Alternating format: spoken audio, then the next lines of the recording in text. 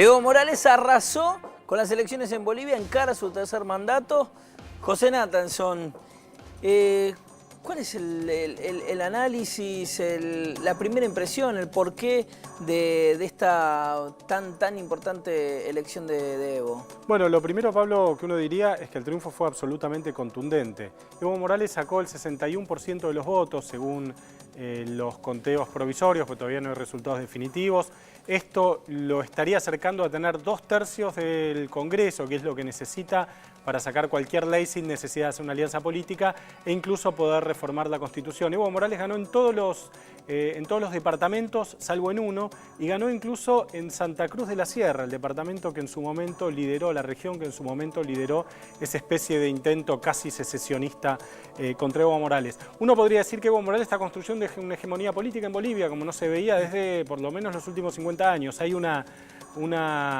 un consenso alrededor de la figura del presidente, del gobierno, que realmente es muy impactante. Ahora, la explicación no es tan misteriosa. Si uno mira un poco los indicadores económicos, por ejemplo, Bolivia creció entre 5 y 6% en promedio desde que Evo Morales llegó al gobierno. Son los índices de crecimiento más importantes de los últimos 50 años de la historia de Bolivia. La pobreza cayó del 38 al 21%, es decir, no solo hubo crecimiento, sino que también hubo una caída importante de la pobreza, una mejora de los indicadores sociales, en un manejo económico muy prudente.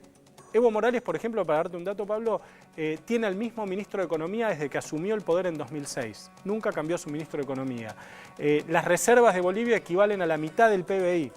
O sea, impresionante. Impresionante, es como si en Argentina hubiera hoy, 120.000 millones de dólares de reservas.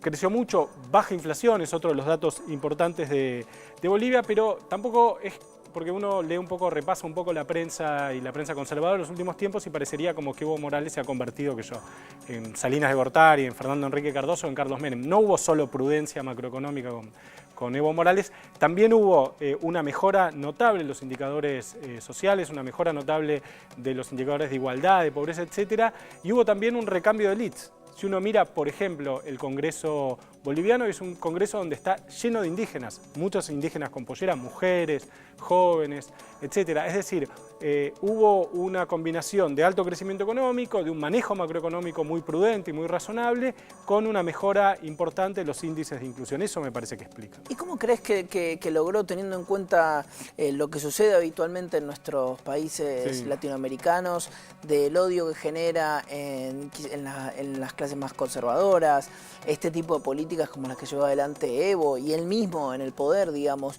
¿Cómo sorteó ese odio más allá del bienestar económico? Quiero decir, hay muchos casos en América Latina donde el bienestar económico no alcanza para aplacar eso. No, me parece que son varias cosas. Primero, Evo, cuando fue elegido en 2006, produjo una revolución simbólica. O sea, el hecho de que un indígena llegue al poder en Bolivia era algo absolutamente impensable hacia unos años atrás, digamos. Es un primer punto. Y después Evo fue logrando ganarle a las diferentes oposiciones que se le fueron, ganarle democráticamente. Evo convocó un plebiscito, reformó la Constitución, plebiscitó la Constitución, fue aprobada con más del 60%, se le sublevaron unas cuantas regiones, logró políticamente construir y logró también articular una hegemonía. O sea, es que Evo, por ejemplo, llevó como candidato dentro de las listas del MAS al alcalde, al prefecto de Santa Cruz. O sea, también tejió alianzas moderadas. Y un dato último que me parece importante, Pablo, vos sabés que en el censo del 2001 el 62% de los bolivianos se autodefinía como indígena, como aymara, como quechua, como perteneciente a alguno de los pueblos originarios de Bolivia.